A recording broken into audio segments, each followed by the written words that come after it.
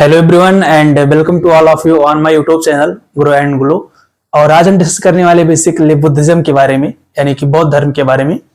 और बौद्ध धर्म से हम अपने लाइफ में, डेली लाइफ में क्या सीख सकते हैं और बौद्ध धर्म से हम अपने डेली लाइफ को कैसे बेटर बना सकते हैं, तो इसके बारे में आज हम चर्चा करेंगे। और कंप्लीट डिटेल को तो हम नहीं डिस्कस कर सकते, लेकिन कुछ इंपॉर्टेंट्स इसके जो फैक्ट्स हैं उसके बारे में हम डिस्कस करेंगे, जिससे हम अपनी डेली लाइफ को बेटर बना सकते हैं। तो चलिए स्टार्ट करते हैं। अगर हम बात करें बुद्धिज्म, तो बुद्धिज्म के हम सभी को पता है कि बुद्धिज्म के फाउंडर कौन थे? वो थे महात्मा बुद्ध। महात्मा बुद्ध कौन थे? फाउंडर इसके, यानी कि बुद्धा। जो महात्मा बुद्ध थे वो इस बुद्धिज्म के फाउंडर थे। और कब ये हमारा बुद्धिज्म आया? वो 6 BC के आसपास, यानी कि बिफोर क्राइस्ट के पहले, ईसा पूर्व पहले, 6वीं शताब्दी ईसा पूर्व पहले। तो ये हमारा आया था कौन? बुद्धिज्म आया। अगर हम बात करें बुद्धिज्म, तो बुद्धिज्म के 3 पार्ट्स हैं। एक है हीनयान, और दूसरा है महायान, और तीसरा है वज्रयान। अगर हम बात करें हीनयान, तो हीनयान के जो फॉलोअर हैं वो कहाँ के हैं? जो हमारा श्रीलंका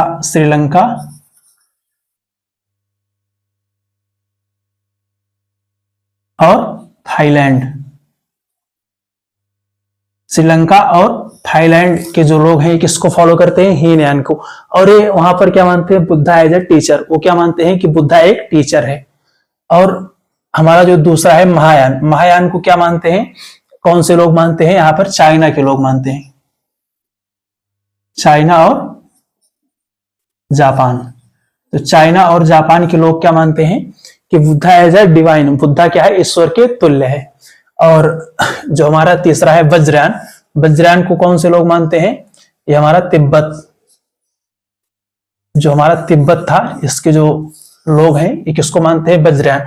और ये क्या मानते हैं? मंत्र एंड तंत्र, यानी कि महात्मा बुद्ध को क्या मानते हैं? क्या मानते हैं कि एक तांत्रिक देव थे। और देखिए, बुद्धिज्म चाहे आप फॉलो करें या ना करें, चाहे मैं भी फॉलो करूं या ना करूं, लेकिन हम इससे जो सीख सकते हैं उससे हमारे लाइफ में बहुत चेंजेस हो सकते हैं। उन्होंने एक कॉन्सेप्ट दिया था, वो बोलते हैं आत्मदीपो भव, मतलब अपना प्रकाश स्वयं बनो।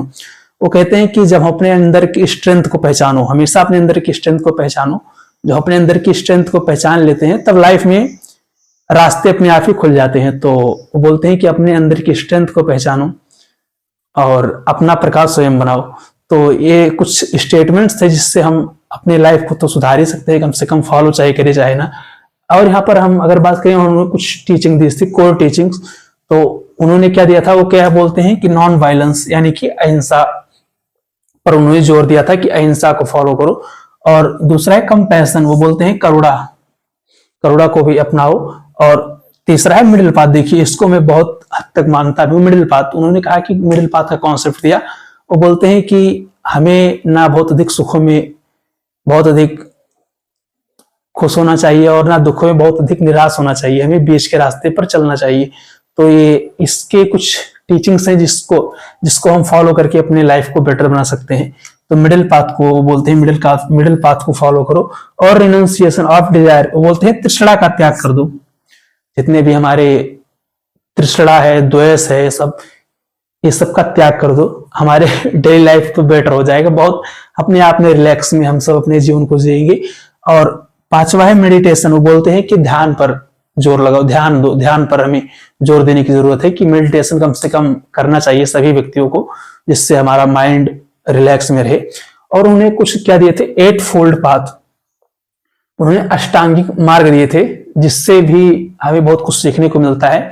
वो बोलते हैं राइट व्यू, यानी कि सम्यक दृष्टि, यानी कि अच्छी चीजें देखो।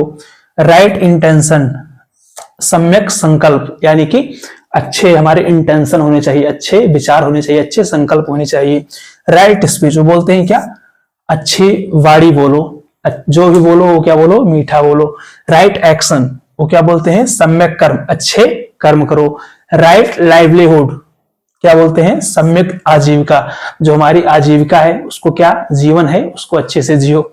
और क्या बोलते हैं? राइट एफर्ट, हमें हमेशा क्या करना चाहिए? अच्छे प्रयास करना चाहिए, किसी भी फील्ड में भी हम हैं, चाहे हम कॉम्पिटेटिव एग्जाम की तैयारी कर रहे हैं, हम क्या करेंगे, अपना 100% देंगे। बोलते हैं अच्छे से प्रयास करो। राइट माइंडफुलनेस, अच्छी स्मृति रखो, अच्छे से चीजों को याद करो। और राइट कंसंट्रेशन यानी कि सम्यक समाधि, वो किस पर ध्यान देते हैं? सम्यक समाधि मतलब हमें क्या बोलते हैं कि वो मेडिटेशन पर ध्यान देने की हमें जरूरत है। तो ये हमारे बुद्धिज्म के कुछ इंपॉर्टेंट फीचर्स थे, फीचर्स नहीं फैक्ट्स थे, जिससे हम अगर इसको हम अपने डेली लाइफ में उपयोग करेंगे तो हम अपने डेली लाइफ को तो बेटर बना ही सकते हैं। तो इसको अप्लाई करिए और अपने जीवन में आगे बढ़ते रहिए। जय हिंद।